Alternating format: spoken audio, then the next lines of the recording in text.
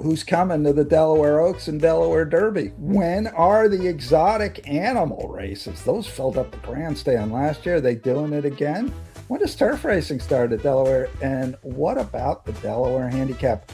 All these questions and more are going to be answered momentarily as we kick off our brand new Delaware Park Today podcast. Delaware Park Today is powered by the Racing Biz, theracingbiz.com, and presented by our friends at Delaware Park Racetrack and Casino. My name is Frank Vespi. I'm going to be joined momentarily by Delaware On Air analyst Stan Salter and Delaware Racing Information Coordinator Chris Sobocinski.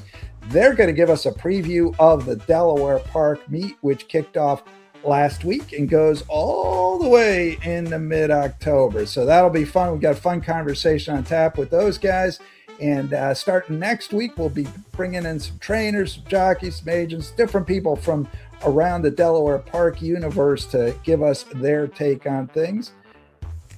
So let's get this party started. Let's bring in Stan and Chris. Welcome, everybody. It's our first edition of Delaware Park Today, powered by the Racing Biz, presented by our friends at Delaware Park Racetrack and Casino.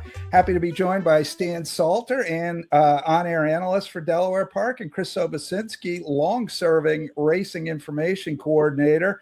Guys, welcome. Thanks for joining me here. Looking forward to previewing the meet at Delaware. Chris, let me start with you. You've been doing this a long time. The meet's, I guess, 3 days old now. What's the feeling that you get like coming into that opening day and that opening week or two? It's the same feeling every year, and I've been doing it for 40 years. It's optimism. It's excitement for the new season.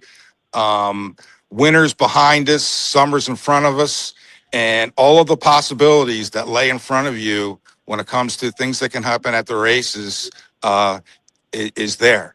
When you lay out a meet, anything's possible, and that's the thing that you get excited about, and not knowing from day to day what to expect. And what makes this game so sport?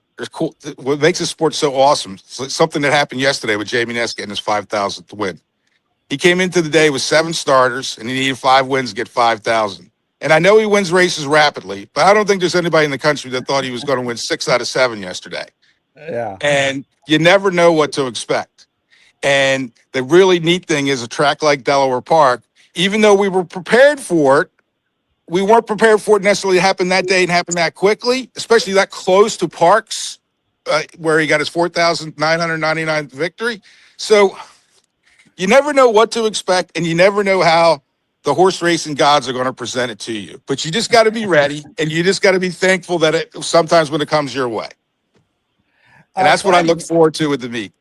I'm glad you mentioned the Ness thing. I mean, Stan, you've been around this game pretty much your whole life. Put 5,000 wins into perspective.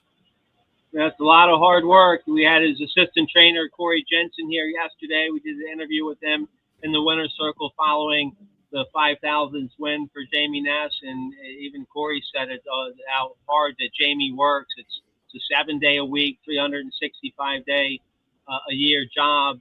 And he's been doing it for a long time. He paid his dues. He worked in the TV room, I believe, at Canterbury Park when he was just starting out, and decided he wanted to be a trainer. And he grew up on a hay farm out there in either North Dakota or South Dakota or Montana, one of those states up there. But his father was a big-time hay farmer, so he should know a lot about hay. And he paid his dues, and he continues to pay his dues. He works his ass off, and it's not just showing up to the barns in the morning, looking at the horses and watching them train and managing a staff and payroll and all that, but in the afternoon, he's watching all the races from multiple different tracks. I'm sure he goes home at night and watches more races and does research. I mean, it's an enormous amount of work he must do. He has over 100 horses at 3 different sites, and there's other trainers that have done it. Of course, D. Wayne Lucas and Todd Pletcher does it well now, and Steve Asmussen, and of course in Maryland, King Leatherberry did it for a long time with multiple strings running a business. So it's just a lot of hard work. I don't think he has many days off. His family's in it. His wife, Mandy, is involved, and I'm sure his kids are going to be involved growing up in it. He has a farm now. He's breeding a lot of horses, and he's doing pretty well. with that too. That can be a risky proposition. That was Jack Vanberg struggled with that when Jack Vanberg was rolling. Then he got a farm and started breeding horses, and he went half broke. So, but Jamie's doing well. He's breeding the nice stallions, and of course they can raise them on the farm and break them on the farm, maybe at least get them going. And then I believe he sends them up to Sharp Farm at Lynn Ashby's farm to get them broken and galloping and everything.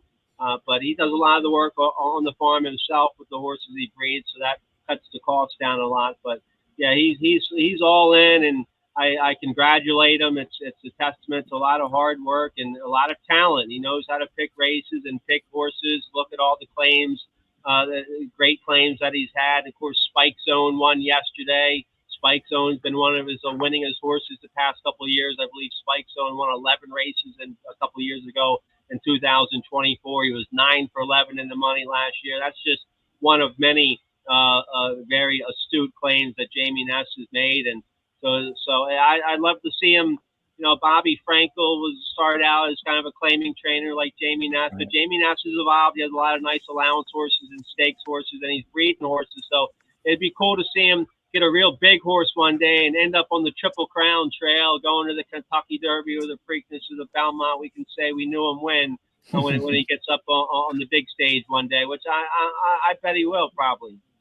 Yeah, no, you said something important there, that he has evolved, you know, because he had Midwest a bunch of years ago and then lost Midwest and had to kind of retool. And as you said, now he's breeding. Now he's got, you know, some new owners, and he's just as powerful as he was a few years ago, but with a completely different sort of structure of the barn.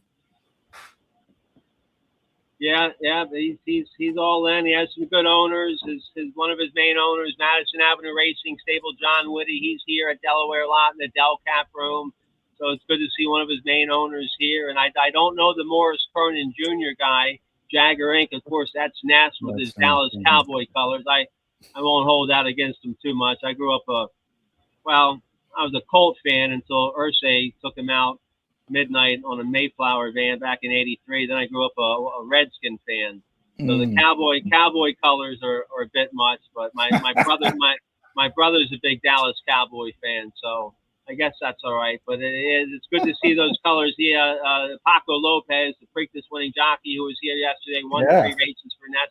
They had the natural hat trick yesterday, Ness and Paco. They won 3 in a row, and Paco had the Jagger Inc., the Dallas Cowboy silks on in that winner's circle when they got win 5,000. So I'm sure Ness was extra excited about that, having his colors on for the big win.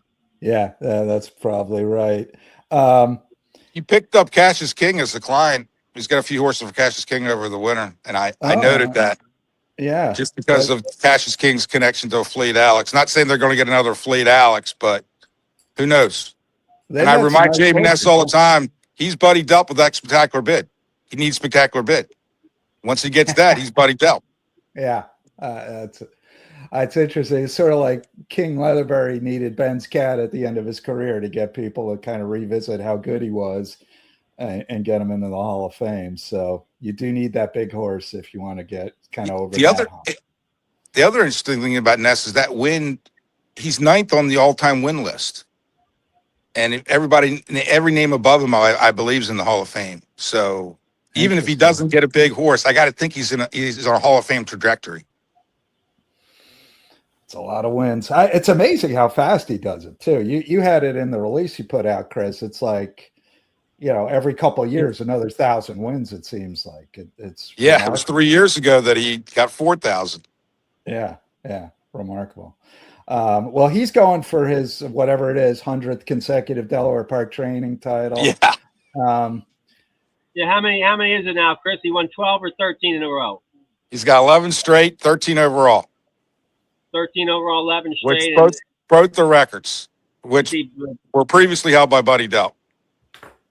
And go ahead, Steve.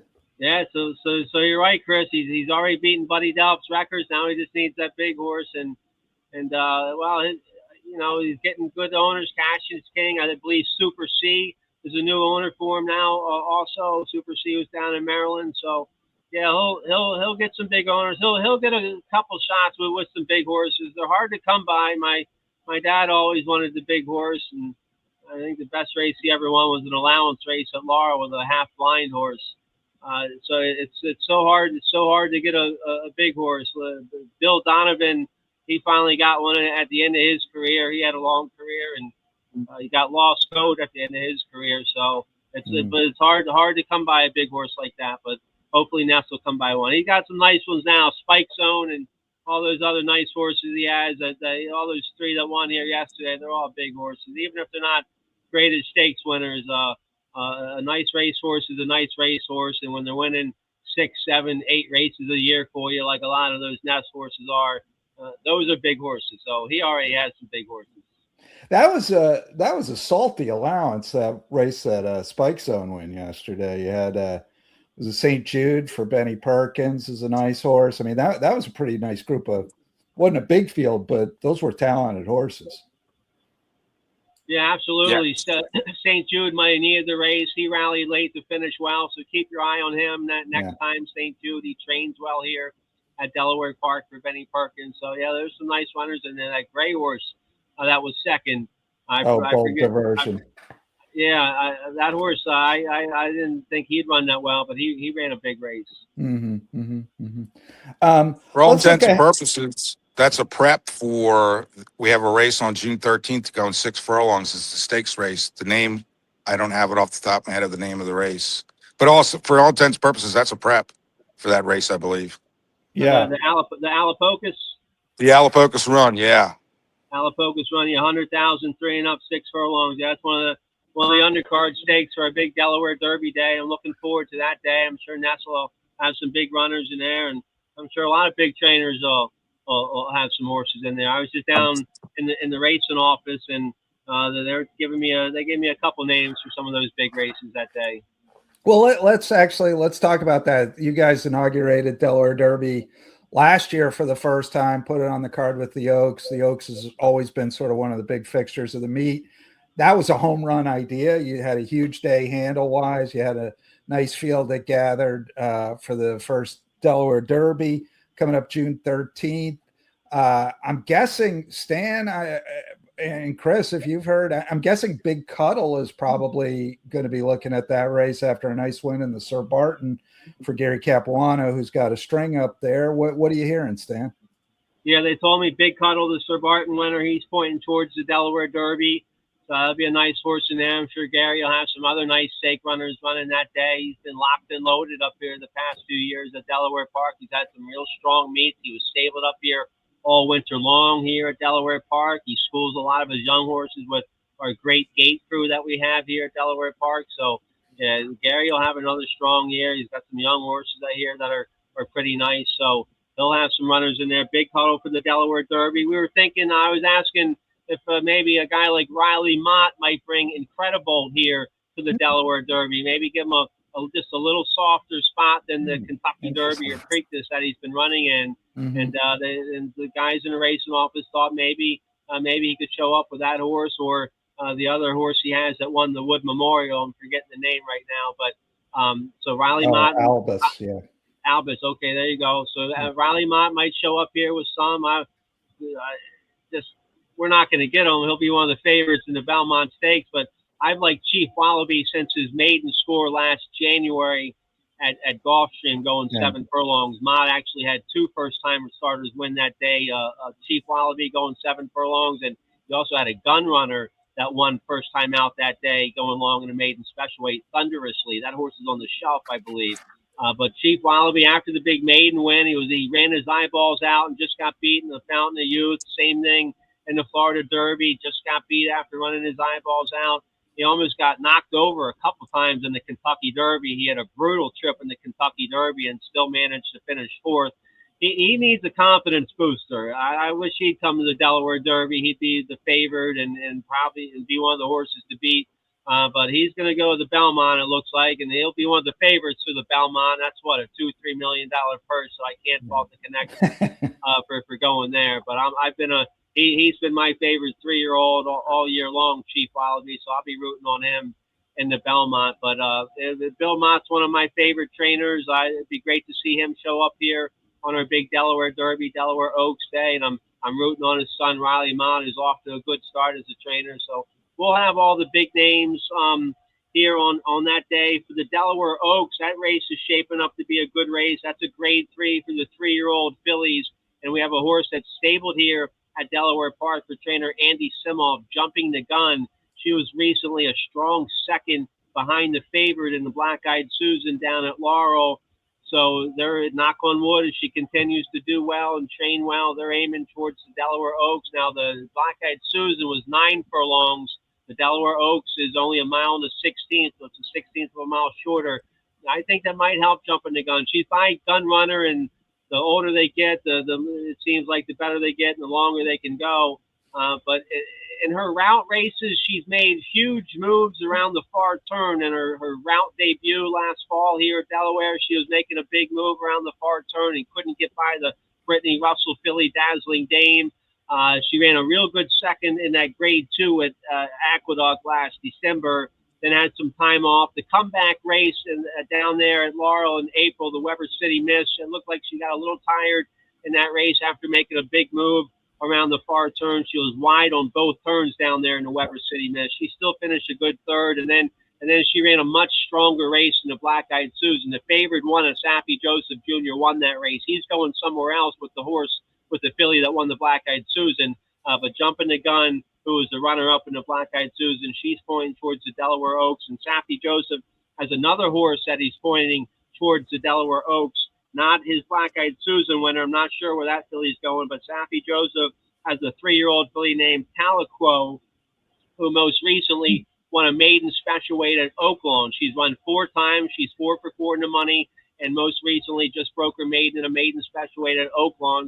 Those races, those maiden special weights down there in Hot Springs are some of the toughest in the wintertime. So Safi's won some big races on her big days here at Delaware the past few years, so I'm sure he'll be locked and loaded. So he has one for the Delaware Oaks and Tahlequah, and Jumping the Gun for the Delaware Oaks. Big Cuddle for the Sir Barton. They just closed nominations yesterday for our first stake race, and that's the Rehoboth.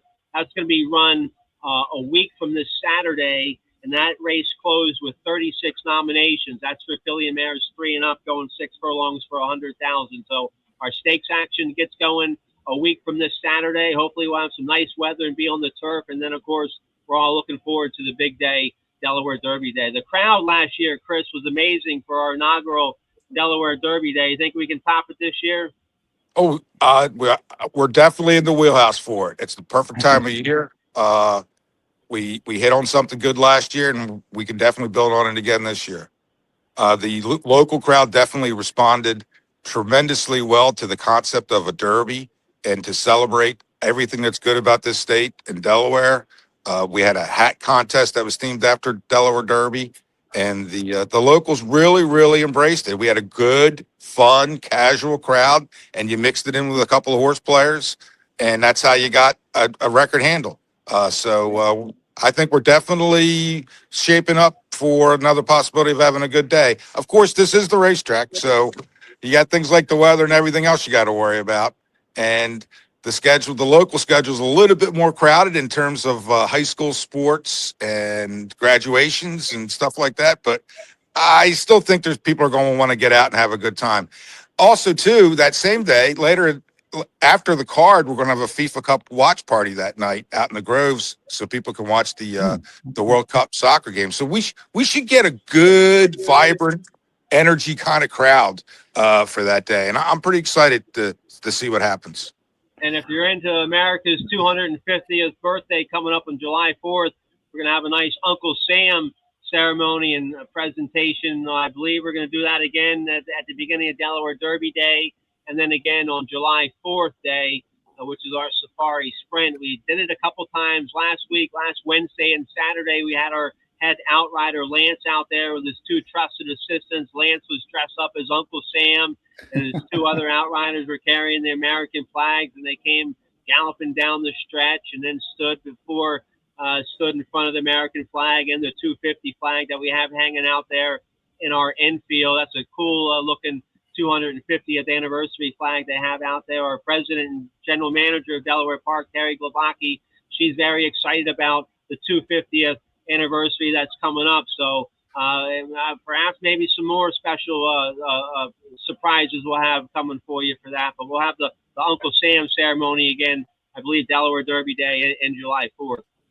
Yeah, the 250 celebration surprises are going to be rolling out all year. Some of them haven't even been announced yet, but I can guarantee you this: there's some in the pipeline. Now, Chris, we got exotic animals coming back this year. I know you just about jammed up the grandstand last year for them. It was a fun day. They're coming back on July 4th. Ostriches, camels, and zebras. And you talk about having a different crowd at the racetrack. That was a different crowd. We had people that I think we had people that never even been to a sporting event come out for that, and it was so much fun. And the thing I'm going to remember the most about that day is it seemed like the animals that were in the races were having more fun with the people than the people were having with the animals. The look on their faces and the way they embraced the energy of that day was amazing.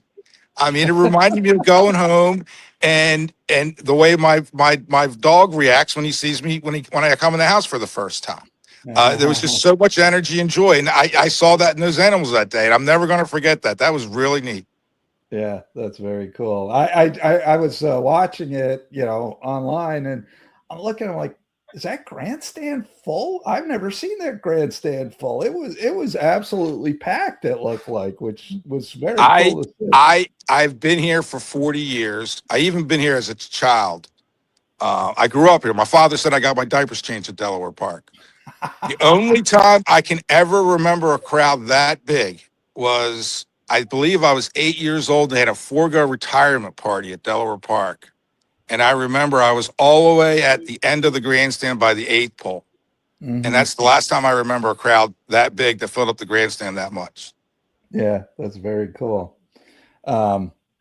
Now we got turf racing's about to start, right? That's coming up like a week from taking entries today for next Wednesday, and hopefully we'll have some good weather next Wednesday.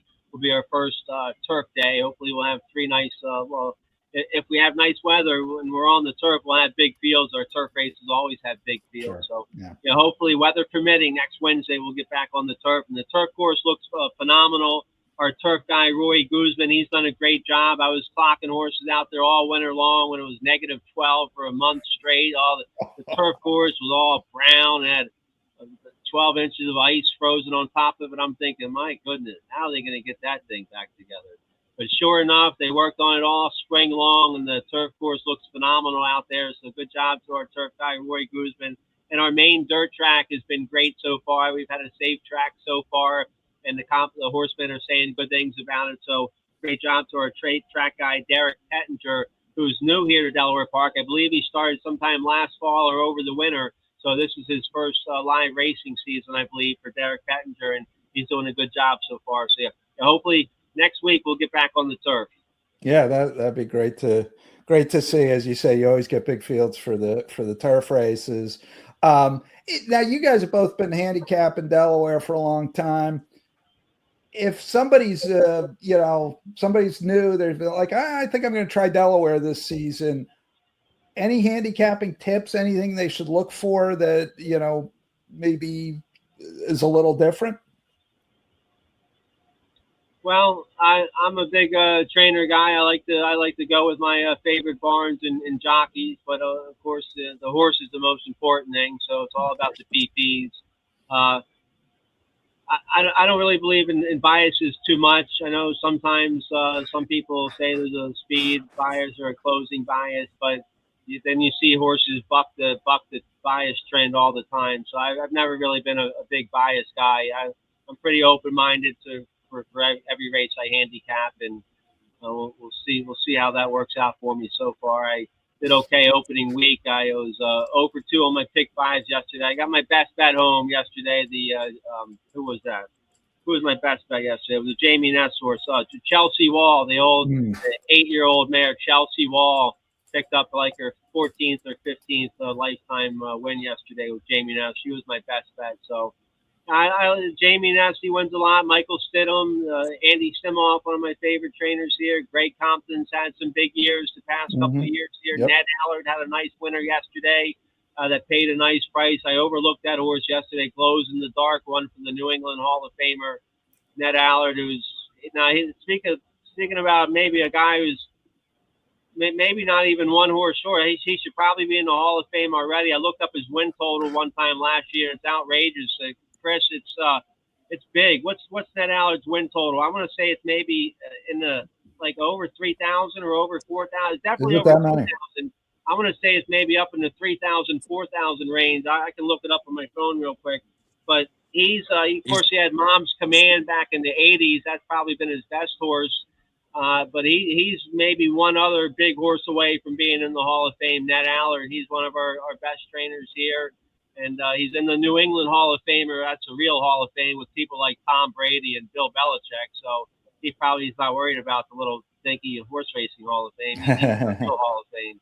Like the people in Maryland, it took a while for Leatherberry to get in the horse racing Hall of Fame, but he was already in a real Hall of Fame in Maryland with people like Johnny Unitas and Cal Ripken and Ray Lewis. So the horse racing Hall of Fame was secondary to the Maryland Hall of Fame for Leatherberry, my opinion at least. Yeah. Well, Chris, what about you? Any tips for the newcomer who wants to bet Delaware Park?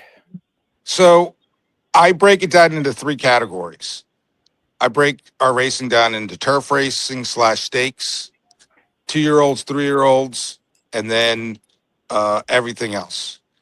In the stakes turf category, I suggest always look for the Grand Motion horse. It begins and ends with Grand Motion usually in that category, especially if it's Robert G. Dick where he's got 10 wins. And he does fairly well in the turf, and he usually wins at a high percentage in that category. The 2-year-olds and 3-year-olds kind of begins and ends with Gary Capuano. And for the last 3 or 4 years, Gary Capuano has been in around 37% with 2-year-olds and 3-year-olds, somewhere in that range. So look for Gary Capuano with the young horses. And then you have everything else is usually where Jamie Ness thrives. As a matter of fact, right now, I believe Jamie Ness has 11 starters at her meet, and he's got 7 winners. So basically, that's what I tell beginners to look for in the beginning or in the meet. The other thing, obviously, is pay attention to the jockeys, especially here at Delaware Park. When certain high percentage jockeys get connected with certain high percentage trainers, that usually means those horses have a really good chance to win. So those are the things that I have a beginner focus on mostly when they come to Delaware Park and they're looking at Delaware Park for the first time. One thing I'll throw in the mix, this is not for a beginning handicapper, but for somebody who's handicapped but maybe is new to Delaware Park is, and this is probably good advice anywhere, but I think particularly at Delaware, read the conditions of the race, because Delaware has written some creative conditions last few years to fill races, which everybody does, but sometimes those conditions, like sometimes they write the first allowance as just a regular haven't won one other than, but sometimes they write it as haven't won $20,000 once other than. And that lets in a different horse or two, which helps fill out the field, which is good. But as a handicapper, sometimes you can find a really live horse that you might overlook, but is getting in because of the way the condition is written. So I encourage people to check out the conditions. I agree with that 100%. As the morning line odds person here at Delaware Park, every race I do, from the very first race of the meet to the very last day of the meet, starts with reading the condition. That is, you hit her right on the button with that. That's an important angle. So when is the Delaware handicap this year? Now, I know you guys have moved it to the end of the meet and more like sort of aligned with Breeders' Cup. And last year, Regaled came and won and then ran great in the Breeders' Cup and has continued to run great. So when are we looking for the Delaware handicap? September 26th, right? Yep, Saturday, September 26th. You have the Delaware handicap, grade 3, the Rocky Run Stakes for 2-year-olds, the White Clay Creek for 2-year-old fillies, and you also have the Battery Park Stakes, a 3.5 mile and an eighth $200,000 stake. So the Delaware handicap, that's $500,000 this year. It's a mile and an eighth. The grade 3 should be a grade 1. So you have that on September 26th and 3 other stake races. We have a lot of big days in September. And then our final day of the meet, Saturday, October 17th, we have 2 stakes that day also, the Wilmington Stakes and the Endine Stakes. So we're going to finish strong in September and October with some great stake races. Hopefully Regal's back in the Delaware Handicap. I followed her. She was second coming off the layoff at Oaklawn last time I saw her run in a stake race. I haven't seen if she's run since then, but hopefully she has a good campaign this year and is back in the Del Cap in September. Yeah, a neat little tidbit about the Delaware Handicap in Regal's last race, which I think was the Apple Blossom. Was it the Apple Blossom? She was fourth in the Apple Blossom. There were 6 horses. There were 6 horses in the Apple Blossom, and 3 of them came out had actually run the Delaware Handicap. Huh. Regaled, Majestic Oops, and there was a third, and that name escapes me right now. Okay. But it just goes to show you, when you get a couple months away from a race like the Delaware Handicap, how much better it looks 6 months later than when you actually were there. And the big one that reminds me of that is Idiomatic. Yeah. I mean, when Idiomatic won the Delaware Handicap, we were hopeful, but let's face it, what were the odds she was going to put together that campaign after the Delaware Handicap? Yeah. So that's in the beginning of this conversation about getting excited. Those are the things that you don't know it's going to happen that makes this sport and this track so exciting to be involved with. If we get regaled in the Delaware Handicap, that'll be up to our famous former jockey agent, Bobby Two Steps. He was working for Andy. That's Simon. right. He's friends with the Regal's trainer, and he hustled Regaled in the Delaware Handicap last year. He's working for Whit Beckman down somewhere in Kentucky or wherever Beckman is right now. Two Steps is working for him. So, but we'll have to leave it up to Two Steps to try to get Regaled back in the Del Cap. And she ran third in Delaware Oaks 2 years ago, too. Yep. When she was with Sammy Davis back then. Sammy Davis had her at Laurel, then sold her. Whit Beckman bought her.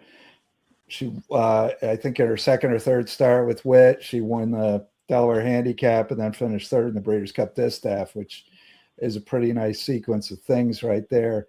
All right, Stan, favorite Delaware Handicap moment? What's that? What's your favorite? Give us a favorite Delaware Handicap moment. Well, I guess my first year up here, 2023, that's when Idiomatic won it. And then she went on to have an awesome campaign and won the Eclipse Award that year. So I guess she's probably the most famous horse I've seen win it in the 3 years I've been working up here. This is my 4th year up here now. So hopefully we'll have another big moment in it this year. But that's a long way away. I'm hoping I can give out some winners today, Thursday, when we're doing the show. I like some horses Saturday. I got some winners. I got some winners for you maybe Saturday. And yeah, you have to give me a few months come up with a Del Cap horse. I'm rooting on Regal to be back in there. And favorite moment was probably Idiomatic. She's probably the most famous horse I've seen win the race. Chris, give me a favorite moment, and then Stan, we'll talk about Saturday a little bit. Go ahead, Chris. Well, I'll give you a really specific personal moment. The second time Royal Delta won the Delaware Handicap, and she won by 10 and a quarter lengths. The year before, I called Bill Mott to get quotes. And since Royal Delta had not run here at Delaware Park before, Bill asked me about the track at Delaware Park. How will a new horse adapt to it at Delaware Park? And I told him, I said, a good horse, this track will never affect a good horse. I have seen this track move average horses up and sometimes give good horses a really tough time, but you have nothing to worry about. So that year they ran that race, and Royal Delta was an all-out battle with, I think it was Tismis Sue to win, and I think Royal Delta only won by a length or a length and a quarter. She had everything under control, but it wasn't as impressive as everybody thought it should be. And I got down to the winner's circle, and Bill Mott was the first person I saw, and he looked at me and he said, she doesn't like the track. So the next year, when she won by 10 and a quarter lengths, I get down to the winner's circle, and I see Bill Mott. I look right at him, and I go, she likes the track. And he just busted out laughing. It was a really neat moment. That is And that's cool. just one among so many. I could sit here all day and tell you about Del Cap moments. Yeah. Even like Happy Grace and Blind Luck. Uh, there's just so many. I could fill up an hour with stories for you. Yeah. The other neat thing too is we'll save that everyone for, gets excited about the race. It's the race before the race to get to the race that are where the neat stories come into play. I remember one year I was up here. It was my first year doing the radio show, 2005. I believe I came to the Delaware Handicap. It was a grade 1. It was a $1 million purse. It was broadcast live on ESPN that day. Janine Edwards was here doing the paddock reports. I remember the big story that day was the Babe, Ricky Dutrow, had run a horse in a race the day before up in New York, and he was entered to run in a stake race, one of the undercard stakes. Might have been the Del Cab, I think, but no, I think maybe one of the undercard stakes from Del Cab. It was Golden Man. Huh? Golden Man was the name of the horse. Okay, and Rickman owned the track then, and the old man Rickman owned the track, and I think he called Dutcho and asked him for a favor to run that horse, and the horse actually ran pretty well. I think he finished third or something, right, Chris? Yeah, he didn't run that bad. He didn't run that bad. He ran a really good race. Yep. So I remember that, and hopefully we get back up to that one day. We need the Del Cap to be a grade 1 $1 million purse broadcast live on national TV. So another moment that I'm never going to forget is when Rick Porter won the Del Cap, and Rick Porter's from Wilmington, Delaware. He owns all those car dealerships in the area, and he's owned hard spun and a lot of great horses, and he had never won a Del Cap. And when he won with Songbird, I believe in 2017, that was another neat memory. I know that Rick Porter has won a lot of races with Fox Hill Farms, but you could tell him winning a race at a track that he grew up at meant a lot to him, and that was a special moment too, to be involved in that. That was a cool day. Because Songbird was like 1 to a million, like couldn't possibly lose. And I talked with, I think it was Kieran McGee had a horse in there. I said, "How are you approaching this race?" He's like, there's going to be 2 races here. There's going to be Songbird by herself and everybody else. And then all of a sudden at the head of the lane, I think a Martini horse, I can't remember the name exactly, and Kieran's horse, Martini Glass. Yeah, both loomed threats, and you're like, holy cow, she's in deep water here, and she gutted it out to win. And it ended up being a really good horse race, like an exciting horse race. And then Songbird won, and Rick Porter and all the stuff. So that was a pretty cool moment. And Martini Glass was a perfect horse that I said can take an average horse and move a horse up. And also too, Martini Glass, nice career. She won. I think she won a grade 1 at Keeneland after that. I think that's right.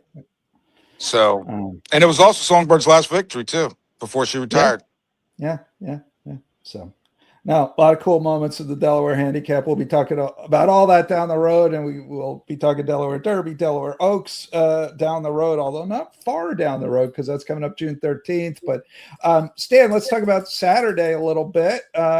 Nice card put together there. Going to be the last day before turf racing resumes. What you got for us? Yeah, we have a nice allowance feature, race 7. I'm trying to hit a cold $1 late daily double every day this year. It gives me something to look forward to throughout the whole day.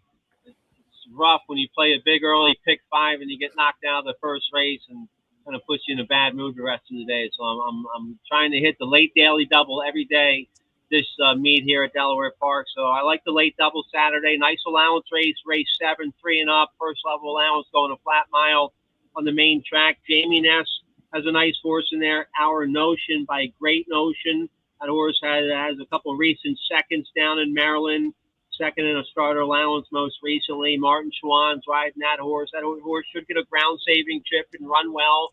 He'll be one of the favorites in there. Also in the race, Michael Stidham has a nice horse in there. It looks like Reckless, owned by David A. Ross, and Julio Hernandez is going to ride this horse. This horse is by Maxfield, who's really hot as a sire right now.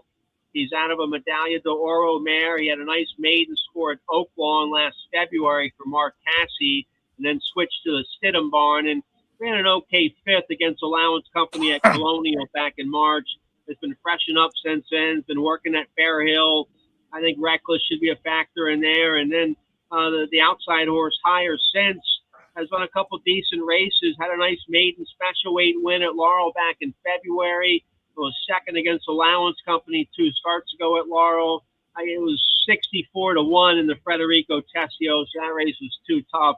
Gets back to an easier spot on Saturday. So I think Our Notion, Reckless, and Higher Sense are the horses to beat in race 7. And then race 8 to wrap up the day. It's a nice maiden 25 going 5.5 furlongs. And I like the outside horses in this race. Jamie Ness will probably have the favored. He has Hard Freeze with Martin Chuan to ride this 3-year-old colt by Hard Spun. Speaking of Hard Spun, this horse is out of a Not for Love mare. Great to see Not for Love still in the pedigree.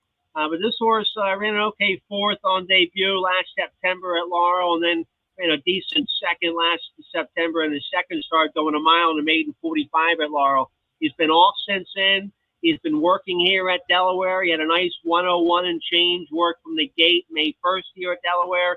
He gets first-time Lasix on Saturday, so that's certainly going to help. So I think Hard Freeze will be the horse to beat in race 8. But Katie Ball ships up from Maryland. Katie Ball is a good trainer down in Maryland. She has Farouk, who's an 0 for 8 maiden, but he's been running some decent races, hitting the board down there in Maryland. Kevin Gomez will ride. If the Ness horse isn't on his best stride, the Katie Voss horse could get the job done. So I like Farouk and Hard Freeze in race 8 Saturday. All right, so the late double is Stan's play of the day Saturday. You heard it here first. Follow Stan's work every day of live racing on air, Delaware Park. Doing a great job there, Stan. Thanks. Is there any, you put stuff out on Twitter or elsewhere where people can follow your picks as well? Yeah, I put them out on my X, which is at StantonSalter.com. Facebook, I just use for personal stuff, animal rescues, causes. But I put my picks and pick 5 tickets and best bet and price play. I put them out on Twitter, X, whatever it's called these days. Yeah, I think I messed it up there. All right, so a question for you, and then we'll wrap this up. But Stan, you play a pick 5. I was talking to somebody about this the other day. Do you want to be, this is like which form of misery is better? Would you rather get out in the first leg and just be done with it and you get no fun out of it at all? Or would you rather be in till the last leg and then lose in the last leg? Well, I mean, yeah, and you can structure the ticket that way if you want more coverage in the early races. So the adrenaline rush of being liable to pick 5 last a little bit longer. You can go with deeper coverage in the first few races, but then that compromises your chances in the last couple races where normally if you're handicapping with an open mind, you might need to go deep in the 4th or 5th leg and slim down on the early races. So I think you need to just approach every pick 5 with an open mind. You don't want to stick to a formula like today. I don't like to have a single in the final leg of a pick 5. But my best bet today is in the last race, race 8, Overspent for Mark Schumann is my best bet of the day, and that's going to be my single, my key horse on the late pick 5. So that'll give me some coverage, more coverage in the early legs. But ideally, you want to have a lot of coverage in the last leg. You don't want to. I'll be sweating if I'm live to race 8 today on the late pick 5 ticket I give out on air. I'll be sweating out my single in race 8. It's nice to have coverage in the later races, but I think you just have to approach it with an open mind, kind of like the NFL draft, kind of like the Baltimore Ravens approach the NFL draft. They don't fall in love with one player or one position need. They take whatever is best available on the board. So that's kind of how I approach putting together pick 5s. You just have to approach each and every one with an open mind and not stick to a formula, because that's going to compromise your chances, I think. Chris, what about you? How do you do it? I dialed out a little. I lost connection, so I didn't hear the first part of what you guys were talking about. Was, so the pick 5? Yeah, like would you rather be out at the beginning so you get no fun but no stress, or rather be out at the end so you get the fun but then you're frustrated because you got close and you didn't win? I I approach it. I get excited and frustrated on both ends. I mean, when I try to put it together, I just try to strategically put it together the way it should fit. I mean, I've been doing it so much that I'm not even letting my emotions get involved with it anymore, to be honest with you, in a lot of ways. The one thing though, the one thing that I thought was neat when you guys were talking, I was sitting there, I was thinking about, with the proliferation of sports wagering apps, I've been betting more on sports wagering now. And you play parlays. And the more I play a sports wager parlay, the more I keep thinking I want to go back to playing parlays in horse racing, because it's so much easier pari-mutually to do it against the betting public than it is to do it against experts who are setting lines. So I just want to say I'm thankful for what we got in horse racing with these pick 3s, pick 4s, and pick 5s, because I think it's fair, it's easier to hit, and for me, it makes a whole lot more sense. And if I'm a investor or a sports player, I'm definitely focused on the horse racing pick 3s, pick 4s, and pick 5s instead of other sports. All right. Well, sounds good. He is Stan Salter. He's the Delaware Park on-air analyst. Catch his picks and analysis every day of live racing from Delaware Park, plus on X at Stanton Salter. And Chris Sobocinski, the head information guy at Delaware Park and the morning line maker, which is someday we'll have that conversation too, because making the morning lines its own set of challenges. But these guys do a and there's great great stories involved with it too. All right. Well, we'll get the those, Monday morning quarterbacking stories is the best. All right. Well, we'll get anybody those, can figure out a morning line odds on a race after the race is over. That's the neat part that I enjoy doing it. Listen to people complain about my odds. All right, gentlemen, thank you both very much for joining us on first edition here of Delaware Park Today. We'll be back next week to do it again. Delaware Park Today, part of the Midlantic Racing Today family of podcasts. Get them anywhere you get your podcasts, Spotify, YouTube, Apple Podcasts, whatever, Podbean, wherever you get them, you can get Midlantic Racing Today. Midlantic Racing Today, Delaware Park Today, powered by the Racing Biz, theracingbiz.com, presented by our friends at Delaware Park Racetrack and Casino. Gentlemen, thanks. We'll talk to you next week, and I appreciate it. Thank you, Frank. All right. Thank you, Frank. Have a good weekend.